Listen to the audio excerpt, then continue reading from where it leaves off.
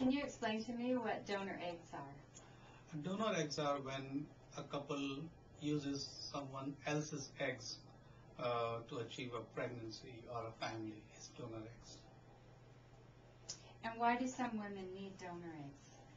There are many reasons why women need to use donor eggs. The commonest reason is age. As women get older, the number of eggs in the ovaries do decrease, and if there are fewer eggs, the quality is so poor that it doesn't translate into good embryos and pregnancy. And that's one of the main reasons why women need donor eggs.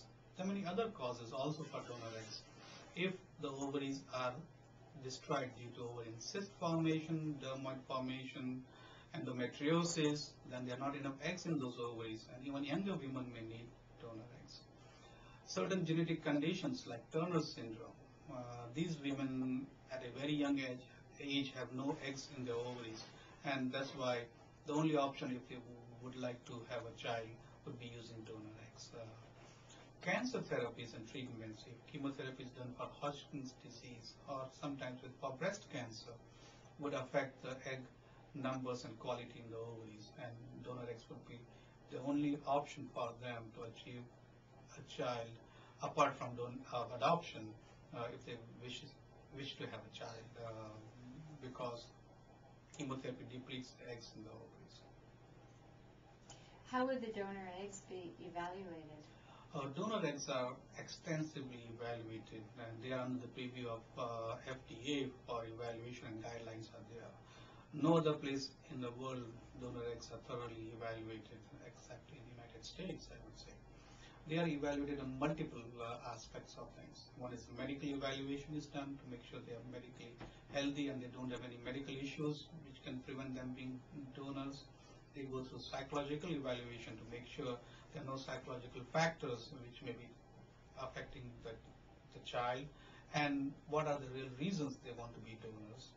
They go through genetic testing so that there are no genetic diseases which may be transmitted down to the child to evaluate the genetic conditions.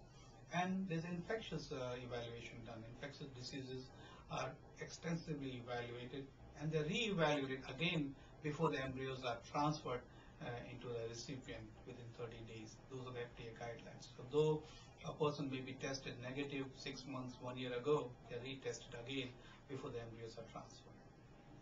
And how would I find a donor? If someone wants to find a donor egg, there are multiple options for an individual. One is to use agencies which are out there who help you to identify potential donors who have undergone evaluation, and they are selected to be a donor. Or you can find some of the donors in fertility clinics. We in our fertility clinic do have a small group of donors which we use to help couples achieve a family by using them. And we prefer to use our own donors partly because we know them better, and there's better compliance of care also. And but we are comfortable using even outside agency if a couple wants to use an agency for their own personal reasons. How does a couple select a donor? It's a very complex selection process, but typically a donor is looking, typically a couple is looking in a donor the similarities in what they have. So they're trying to identify features what they have in a donor typically.